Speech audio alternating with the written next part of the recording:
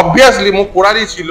তার কারণ খুব পরিষ্কার, রাজ্য এবং এসএসসি উভয়ে ছিল দাগিদের সঙ্গে, এবং তারা ওই দাগিদেরকেই বার্তা দিতে চাইছিলেন সাদা কাতার মাস্টারদের, যে দেখো আমরা তোমাদের সঙ্গে আছি।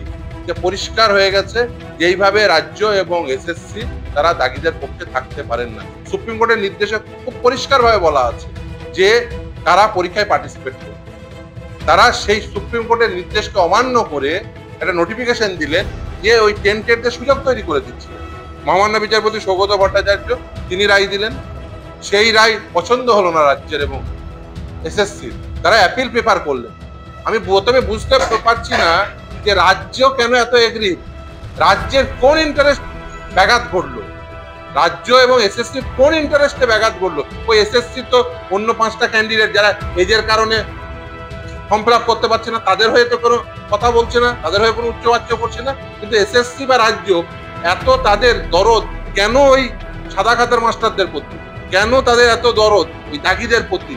এই প্রশ্ন আমরা বারবার করছি, এবং এর প্রশ্নের প্রত্যুত্তরে রাজ্য যেটা জানাচ্ছে যে বারবার যে তারা এসএসসির পক্ষে, তারা এই দাগিদের পক্ষে রয়েছে। সেই জন্য দেখছেন না রাজ্য অ্যাপিল প্রেফার করছে,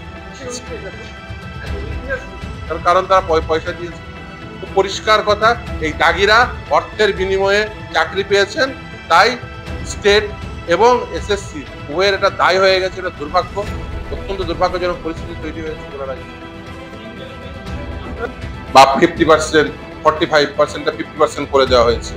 এই সমস্ত বিষয়ে যে মামলাগুলো রয়েছে এবং নাম্বারের যে অল্টারেশন করা হয়েছে, আগের রিক্রুটমেন্ট প্রসেসে নাম্বারের বিভাজন ছিল এরূপ: 55 রিটেন, 35 একাডেমিক এবং 10 নম্বর ইন্টারভিউ। এখন সেটা অল্টার করে দেওয়া হয়েছে, 60 মার্কস হচ্ছে রিটেন এক্সামিনেশন, 10 হচ্ছে prior teaching experience, 10 interview, 10 lecture demo এবং 10 একাডেমিক। ফলে এই যে 100 মার্কসের এই যে যেটা নাম্বার বিভাজন আগে ছিল, বর্তমানে যে নাম্বার বিভাজন সম্পূর্ণ পরিবর্তন করা হয়েছে।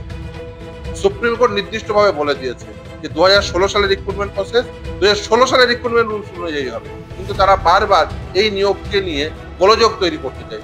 কখনো টেন্টেড ক্যান্ডিডেটদের সুযোগ করে দেবো, কখনো নাম্বার অল্টার করবো, এটা একেবারেই